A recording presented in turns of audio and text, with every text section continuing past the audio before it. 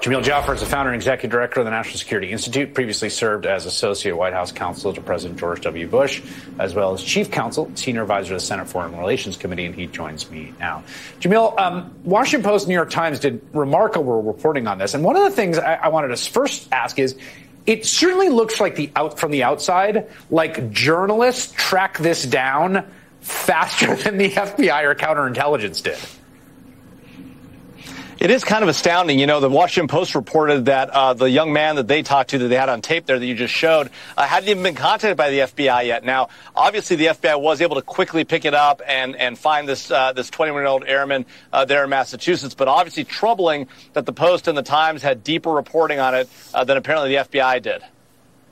Yeah, and the Times, we should say, the Times were the ones the Washington Post did remarkable reporting. The next day, the Times today identifies the individual, and then he's arrested later that day. The second big question is, okay, this is a 21-year-old E-3 airman. How exactly does he have access to the documents he has, and what does that say about the entire classification system that we have?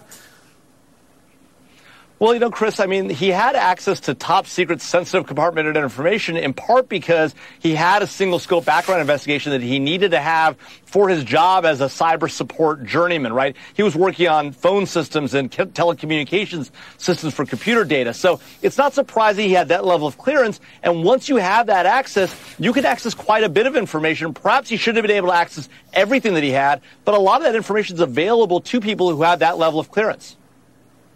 Yeah, and I guess it's not that. I mean, Chelsea Manning obviously was just a private when Chelsea leaked that information. Snowden was a contractor, although sort of further up. So there always is, of course, this balance, right, in any sort of system, and it's an enormous one inside the government national security apparatus between sharing information and compartmentalizing it. And it does really seem like we're overdue for some kind of like holistic review of what we're doing here. There's no doubt that's probably right, Chris. You know, one of the things is after 9/11, we really started to share a lot more information. We've always had a need-to-know system, but at some level we wanted to move to a need-to-share to ensure that people didn't lose information in the process and weren't able to identify things like the 9/11 hijackers. Yeah, and in some ways that was the story of 9/11, one of the big things that comes out in the report. And you might say the cost of that, right, is a trade-off, right? If you're going to make things more accessible for that particular reason, you're going to have this kind of thing happen or at least be a risk of what happens on the other end.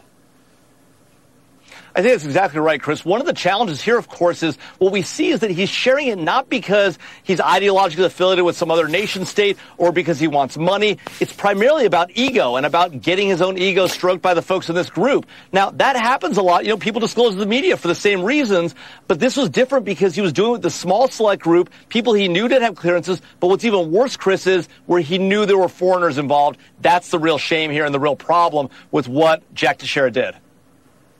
Wait, say more about, I mean, just so people, if folks haven't read about this, it's sort of remarkable where the motive here, according to the folks who were in this small Discord channel with him, were gamers, some much younger than him, like teenagers. It basically was for clout. It was like, hey, check out this cool stuff I have access to. And when people didn't pay enough attention, he leaked more, and it wasn't ideologically motivated. He wasn't sending it to newspapers to cover it. He wanted to kind of show off to his buddies.